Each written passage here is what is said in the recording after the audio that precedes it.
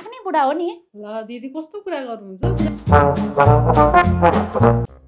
अनि तपाईँलाई रुम चाहिँ कस्तो लाग्यो त बहिनी? रुम त राम्रो छ दिदी। कतिवटा बेडरुम छ होला यो घरमा? बेडरुम पनि धेरै छैन, एकदम सब बेडरुम राम्रो, हजुर टोयलेट बाथरुम पनि राम्रो, घर पनि सफा, एकदम राम्रो छ। हजुर। तर तपाईँहरू कतिजना बस्ने हो? हामी 2 जना हो। 2 जना चाहिँ केटी हो कि कस्तो हो? हामी फ्यामिली हो, बुढाबुढी। आफ्नै बुढा हो नि। ल दिदी कस्तो कुरा गर्नुहुन्छ? बुढाबुढी पनि अर्काको हुन्छ कहीँ उता र?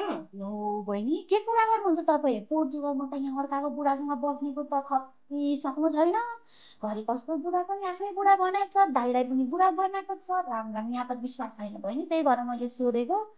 बिहा दर्ता छ तपाईँहरूसँग? बिहा दर्ता के मेरो त बच्चै छ नि दिदी। बच्चा अब नेपालमा छ। अनि बिहा दर्ता छ नि, किन नहुनु? म त खै विश्वास गर्दिनँ। एकचोटि मलाई बिहा दर्ता पनि देखाउनु। अनि फेसबुकमा तपाईँहरू 2 जनाको फोटो छ कि छैन, बिहा गरेको फोटो छ कि छैन, म त्यो पनि हेर्छु। अनि मात्रै रुम दिन्छु।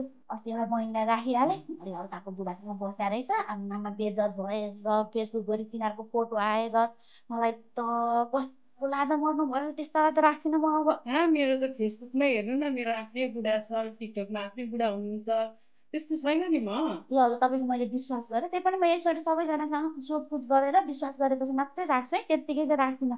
अघिल्लो दिन बुढा बनाएछ, बुढो आइसकेपछि त बुढो त फेरि दाइ हुन्छ यहाँ त।